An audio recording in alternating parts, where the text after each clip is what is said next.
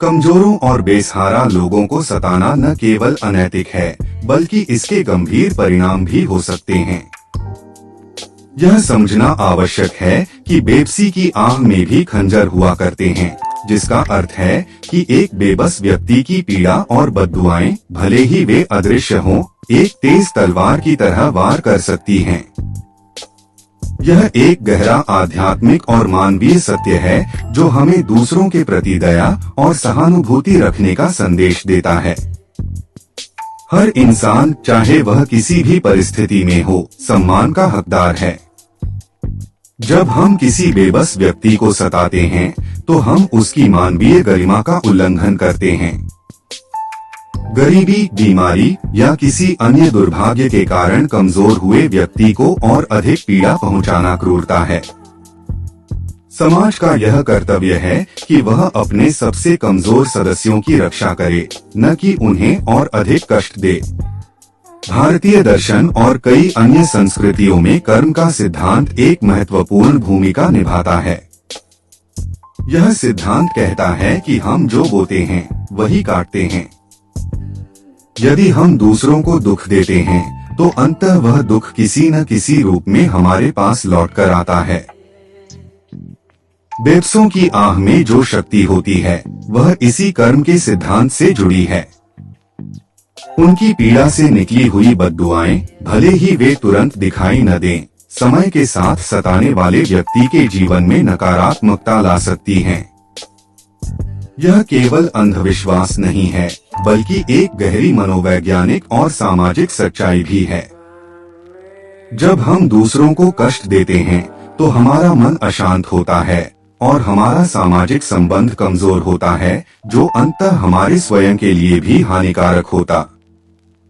किसी समाज में जब कमजोरों को सताया जाता है, तो उस समाज में अशांति और असंतोष बढ़ता है। लोग असुरक्षित महसूस करते हैं और उनमें निराशा पनपती है। यह सामाजिक ताने बाने को कमजोर करता है और विश्वास को तोड़ता है। एक मजबूत और स्वस्थ समाज वह होता है जहां सभी सदस्य सुरक्षित और सम्मानित महसूस करते हैं। यदि हम बेबसों की मदद करते हैं, तो हम न केवल व्यक्तिगत स्तर पर अच्छा करते हैं, बल्कि हम एक अधिक न्यायपूर्ण और सामंजस्यपूर्ण समाज का निर्माण भी करते हैं। अनेक धर्मों और आध्यात्मिक परंपराओं में दया और करुणा को सर्वोच्च गुणों में से एक माना गया है। बेबसों की सहायता करना और उनकी पीड़ा को कम करना आध्यात्मिक उन्नति का मार्ग है। इसके विपरीत उन्हें सताना आध्यात्मिक पतन का कारण बनता है। ऐसा माना जाता है कि ईश्वर या ब्रह्मांड की शक्ति उन लोगों के साथ होती है जो कमजोरों का सहारा बनते हैं, और उन लोगों के खिलाफ होती है जो उन्हें प्रताड़ित करते हैं।